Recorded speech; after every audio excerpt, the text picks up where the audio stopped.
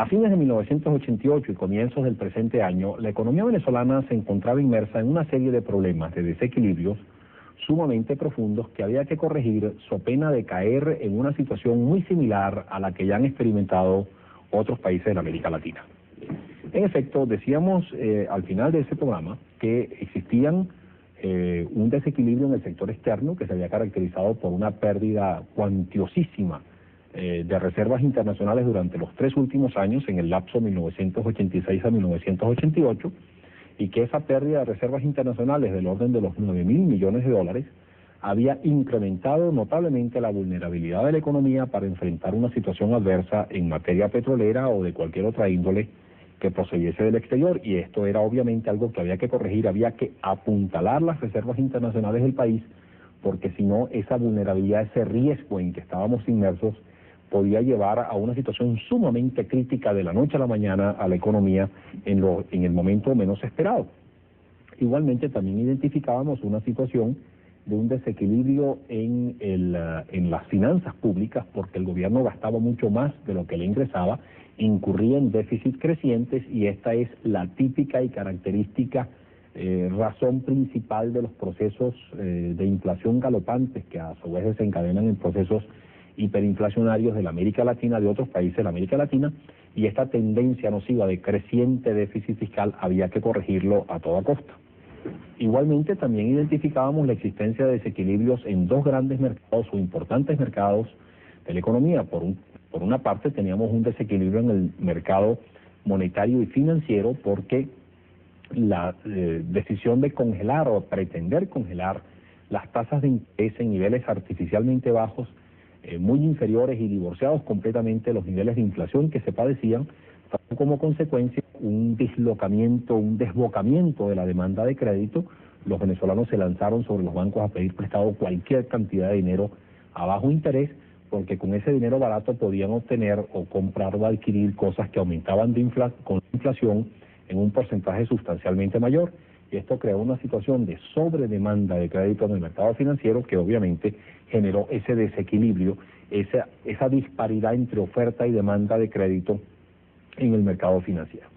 Y finalmente también hablábamos de un dislocamiento en el mercado cambiario, porque al pretender el gobierno haber congelado la tasa de cambio comercial a 14 bolívares 50 por un lapso superior a 2 años, pues simplemente lo que hizo fue crear una situación de sobrevalorización del bolívar, es decir, una situación donde 14 bolívares 50 compraban en Venezuela cada vez menos en comparación con lo que podía adquirir $1 afuera. Y eso obviamente estimuló grandemente a los venezolanos a cambiar 14 bolívares 50 por dólar, a cambiar bolívares por dólares e importar masivamente del exterior. Eso explica por qué durante el año 1988 nuestras compras en el exterior aumentaron brutalmente. Ello permitió la acumulación de un cuantioso inventario, y obviamente esto generó una sobredemanda de divisas, una sobredemanda de dólares en ese mercado, que obviamente también distorsionó el equilibrio entre oferta y demanda que siempre debe existir en ese y en cualquier otro mercado. Estos 4 desequilibrios, digamos, estos 4 problemas en el sector externo, en el sector fiscal, en el sector monetario y financiero y en el sector cambiario, combinado con la aceleración inflacionaria del 87 y 88, configuraban pues un cuadro sumamente problemático de la economía, que había que enfrentarlo sin demora, que había que enfrentarlo y había que tratar de cambiar el rumbo que venía siguiendo la economía venezolana, porque nuestra economía iba enrumbada precisamente a ese precipicio en el que ya habían caído otros países de la América Latina por insistir en una política similar a la que había llevado a cabo Venezuela durante los últimos años. Y esto en cierto modo pues explica por qué el gobierno, el nuevo gobierno pues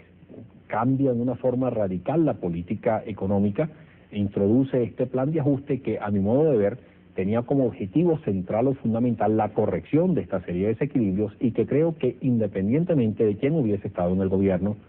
independientemente de quién hubiese ganado las elecciones de diciembre de 1988, creo que por lo menos de entrada en los primeros meses o primeros años del nuevo gobierno, creo que habían muy pocas opciones en materia de política económica distintas a la de implantación de un plan de ajuste precisamente orientado a la corrección de esta serie de desequilibrios, pero que obviamente e incuestionablemente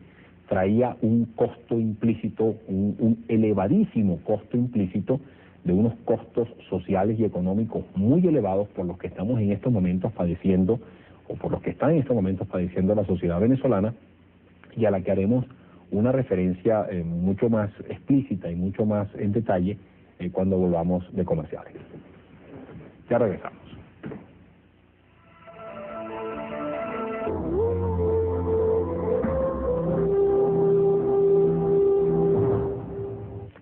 La corrección de la serie de desequilibrios presentes en nuestra economía a comienzos del presente año, en cierto modo configuraron el paquete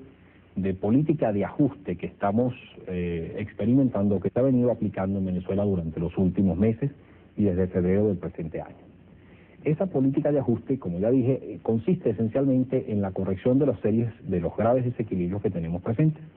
Así, por ejemplo, la corrección del desequilibrio del sector externo se piensa enfrentar básicamente a través de una reducción de las importaciones de 1989 en comparación con las del 88, cosa que va a ser posible lograr con relativa facilidad por el hecho de que a comienzos de este año los inventarios de materias primas, bienes intermedios y en general de bienes importados que tenían las empresas era en general bastante abundante, producto de aquellas masivas importaciones de 1988. Y por lo tanto la reducción de importaciones de este año va a ayudar a corregir ese déficit. Pero sin embargo, esa contracción de importaciones no va a ser suficiente para revertir la situación de profundo desequilibrio de nuestras transacciones externas. Eso va a exigir, o la solución de ese problema va a exigir también que hagamos severos esfuerzos por reducir todo lo que es la carga por concepto de servicio de la deuda externa. De allí se explica por qué la enorme importancia que hoy en día tiene las negociaciones con la banca acreedora, explorar cualquier posibilidad para reducir en una forma sustancial la carga de deuda externa, no solamente a través de una reducción de los pagos, sino también de esquemas de reducción de deuda en concordancia con el famoso Plan Brady, pero también lo que se pueda lograr en este sentido y la obtención de alguna asistencia financiera de los bancos acreedores privados, si bien va a ayudar y va a ser importante, no va a ser suficiente. Se necesita algo más, y ese algo más es esencialmente hacer un uso intensivo, pero bien planificado, bien estructurado, de la asistencia financiera a la que todavía tiene acceso Venezuela en los mercados internacionales. Y esa asistencia financiera va a venir fundamentalmente de organismos multilaterales, como el Fondo Monetario Internacional, el Banco Mundial, organismos bilaterales como los miembros del Club de París, el Banco de Fomento de Exportaciones de los Estados Unidos, de Japón, el COFAS de Francia, etcétera, y también de algunos gobiernos de países industrializados superavitarios. ¿Por qué se necesita esta asistencia financiera? Esa asistencia financiera se necesita porque uno de los objetivos centrales que tiene que tener la política económica de corto plazo tiene que ser el apuntalamiento de las reservas internacionales. Es decir, revertir la situación de desequilibrio o de déficit en que se encontraban las transacciones externas. Lo que hay que hacer simplemente es reducir las salidas de divisas y aumentar las entradas de divisas en la mayor medida posible para así apuntalar las reservas internacionales y reducir la vulnerabilidad de nuestra economía.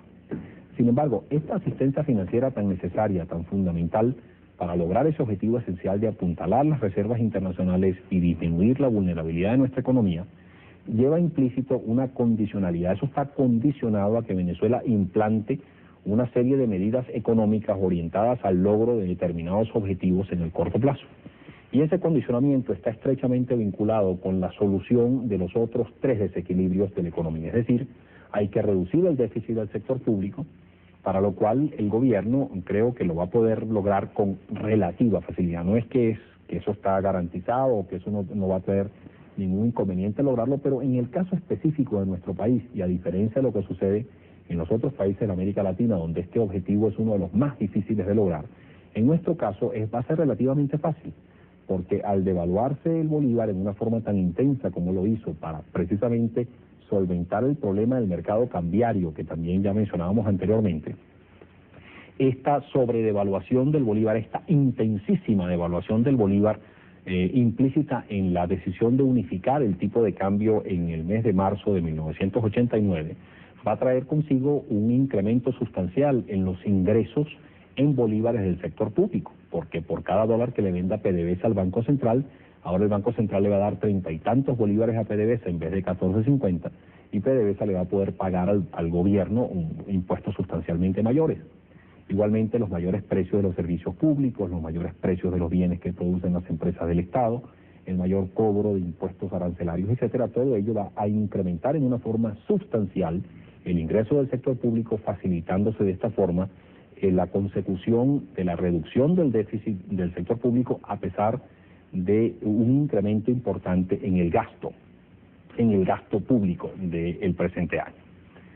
Paralelamente, también es necesario corregir el déficit o el desequilibrio en el mercado monetario y financiero, y para ello ha sido necesario elevar las tasas de interés a niveles más realistas y cónsonas con la tasa de inflación, y eso explica, digamos, la tendencia al alza que sufrieron las tasas de interés a comienzos del presente año y los nuevos niveles de interés totalmente inusuales o desconocidos para los venezolanos que tanto impacto causaron por el encarecimiento de todos los préstamos, el incremento sustancial de las cuotas que tenemos que pagar por nuestros préstamos hipotecarios, pero que era un mal necesario porque era absolutamente fundamental que esta tasa de interés, que este precio en el mercado financiero realmente se ajustara a unos niveles más cónsonos con la tasa de inflación para conseguir el equilibrio en el mercado financiero. Igualmente, la consecución del equilibrio o el logro del equilibrio en el mercado cambiario se ha venido buscando a través también de la sinceración del precio existente en ese mercado cambiario. Y el precio de ese mercado cambiario no es otra cosa que la tasa de cambio, el tipo de cambio. Eso, en cierto modo, pues ha sido utilizado por el gobierno para justificar la decisión de unificación del tipo de cambio que se tomó en el mes de marzo pasado, decisión que a su vez se había anunciado inclusive en diciembre del año 1988. A mi modo de ver, este es uno de las decisiones erradas que ha tenido el plan de ajuste, no porque yo me oponga a la unificación cambiaria, todo lo contrario, creo y estoy convencido que la unificación cambiaria es lo ideal, es lo que en todo momento era lo que había que buscar y era el objetivo central al que tenía que buscarse, pero no creo que esa unificación cambiaria debía buscarse de una forma tan violenta y abrupta como la que se tomó en el mes de marzo de 1989, ya que esa unificación introspectiva lo que hizo fue disparar el tipo de cambio comercial de 14.50 a 38 bolívares y tanto de un día para otro, y por lo tanto generar una devaluación masiva del tipo de cambio promedio del bolívar. El tipo de cambio no solamente es el tipo de cambio libre, era el tipo de cambio promedio que se devaluó brutalmente y eso generó pues un incremento sustancial en los costos de origen externo en que incurría Venezuela. Entre otras cosas, eso hizo que al no reconocerse gran parte de las cartas de crédito con que se había financiado las importaciones de 1988, las masivas importaciones de 1988, ello hizo que al tener que pagarse buena parte de estas cartas de crédito, no a 14.50 como lo había prometido el Banco Central,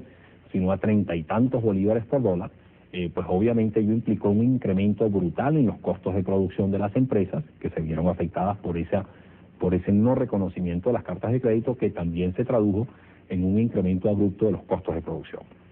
La implantación de este plan de ajuste ha implicado que los costos de producción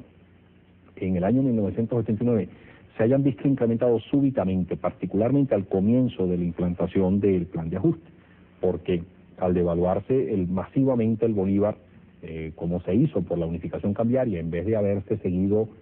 otros esquemas como ya nosotros habíamos planteado, que era una corrección inicial del tipo de cambio y después establecer del tipo de cambio comercial, pasar de 14.50 a 22, por ejemplo, y después establecer mini devaluaciones periódicas que fueran ajustando el tipo de cambio para preservar la competitividad de los productos venezolanos y, por ejemplo, establecer una fecha límite para la unificación cambiaria. El 1 de octubre se unifica el cambio, pase lo que pase. Eso hubiera sido mucho menos impactante desde el punto de vista inflacionario a lo que fue la unificación cambiaria. Sin embargo, se tomó la decisión de unificar el cambio abruptamente y eso generó obviamente un incremento en los costos de producción sumamente intensos que se sumaron a los incrementos de producción producidos por los mayores precios de los servicios públicos, el mayor costo de transporte por el mayor precio de la gasolina, el aumento generalizado de los insumos y de materias primas, el aumento del costo del trabajo por el ajuste salarial, etcétera. Es decir, hubo una concentración de ajuste masivo en los costos de producción que generaron un disparamiento inflacionario en el trimestre marzo-mayo del presente año, desconocido históricamente en Venezuela y que va a hacer que obviamente la inflación promedio que se padezca en 1989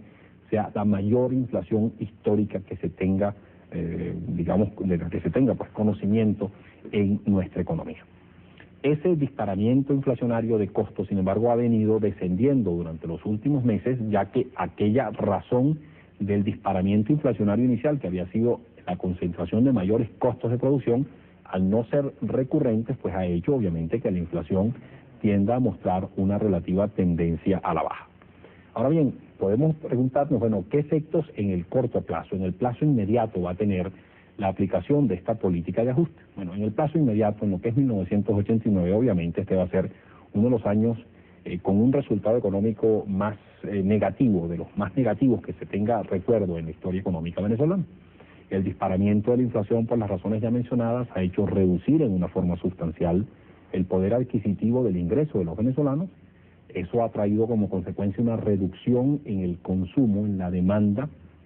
local, y esa menor demanda, ese menor consumo, ha limitado las posibilidades de producción del aparato productivo, haciendo por lo tanto que este año sea lógico esperar una contracción sumamente severa del nivel de actividad productiva, del Producto Interno Bruto, y consecuentemente que el desempleo aumente de una forma sustancial. Los resultados no pueden ser más negativos. Tenemos por un lado altísima inflación, con una contracción económica sumamente intensa, con una reducción del nivel de vida del venezolano y un aumento en los niveles de desempleo del venezolano. Este es, digamos, el gran trago amargo que tienen que pasar los venezolanos en este primer año por la aplicación de esta política de ajuste, y posiblemente en el año 1990 todavía no se pueda vivir un año particularmente positivo. Si bien no va a ser un año tan negativo y tan devastante como el año 89, no creo que podamos tener grandes aspiraciones los venezolanos de que en 1990 vamos a vivir en una situación de un crecimiento elevado con bajísima inflación. Creo que todavía van a perdurar algunos problemas, no tan intensamente como en el 89, pero no va a ser un año fácil. Sin embargo, y con esto quiero terminar este segmento del programa, creo sin embargo que si efectivamente se tiene éxito en el plan de ajuste, si efectivamente ese plan de ajuste lleva a la corrección de una serie de desequilibrios, que venía buscando corregir, y ulteriormente se aplica una política económica ya con un criterio de mediano y largo plazo, con un criterio de permanencia, con unos objetivos claros, perfectamente coherentes y bien sincronizados entre sí, y sobre todo bien orientados, y efectivamente se pone en práctica esa política económica coherente y lógica, con una visión de largo plazo, con unos objetivos muy claros en el mediano y largo plazo, creo y estoy convencido que nuevamente los venezolanos podremos disfrutar de una economía estable, con un crecimiento bastante elevado y con una baja inflación, porque nuestra economía sigue siendo una economía con un enorme potencial, que lo que le hace falta es precisamente tratar de que efectivamente se ponga en práctica una política económica lógica y coherente, que ha sido lo que ha sido completamente ausente en la realidad económica de nuestra economía durante los últimos años. Vamos a cumplir unos compromisos. Al regreso vamos a concluir, después de estos 4 programas de análisis de cómo ha sido la evolución de la economía venezolana desde 1973 a esta parte, qué podemos nosotros concluir de este estudio o de esta visión histórica muy rasante que hemos hecho de la realidad económica de nuestro país.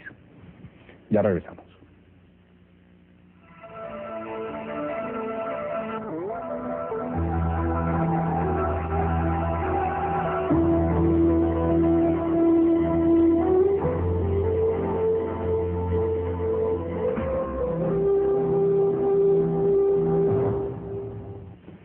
Durante los últimos 4 programas hemos analizado, hemos hecho un pasaje rasante del acontecer económico de la economía venezolana en el lapso de 1973 hasta nuestros días. Y yo creo que como conclusión podemos decir que hemos visto cómo se han aplicado múltiples políticas económicas, se han corregido políticas económicas, se han intentado políticas de ajuste, esencialmente con la iniciación de nuevos gobiernos. Eso sucedió con el gobierno del presidente Herrera, igualmente con el gobierno del presidente Lucinchi, y ahora está volviendo a suceder en el segundo gobierno del presidente Pérez. Tradicionalmente también veíamos que hacia finales de los gobiernos, durante esos lapsos, la economía caía en una profunda crisis, digamos desencadenada en cierto modo como producto de una serie de circunstancias externas, es necesario decirlo, pero también como producto de una serie de distorsiones en la política económica que se había venido aplicando a lo largo de los primeros años del gobierno, y que eso era precisamente lo que llevaba al gobierno entrante a realizar las políticas de ajuste para introducir los correctivos anteriores. Y en general nosotros podríamos quizás concluir diciendo que la política económica que se ha aplicado en Venezuela durante los últimos años no ha sido una política económica lógica, no ha sido una política económica coherente, y ni mucho menos ha sido una política económica que ha tenido objetivos claros en el largo plazo, objetivos claros en el mediano y largo plazo.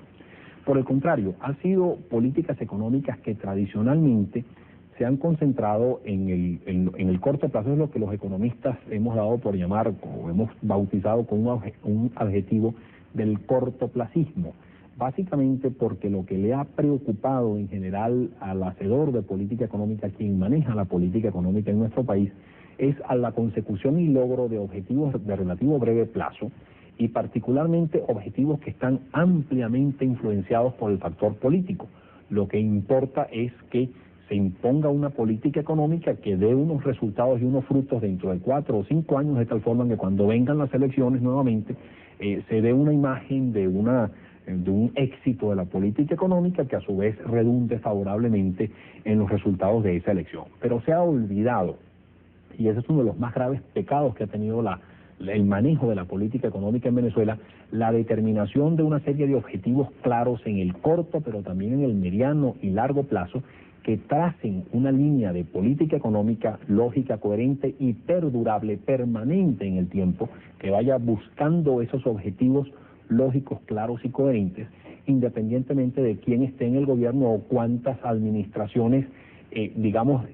les toca el turno de administrar o de manejar los intereses del país a lo largo de la implantación de esa política económica. Otro de las conclusiones que podemos sacar de este análisis es que nuestra economía ha sido una economía típicamente rentista, ha sido una economía que ha vivido de una renta millonaria que ha obtenido del petróleo sin mayores esfuerzos, casi un regalo de la naturaleza, sumamente abundante, que le ha hecho la vida fácil y la vida millonaria a los venezolanos, que se acostumbraron por muchos años a que el petróleo daba todo, porque el venezolano tiene que pagar impuestos cuando el petróleo da todos los recursos que el gobierno necesita,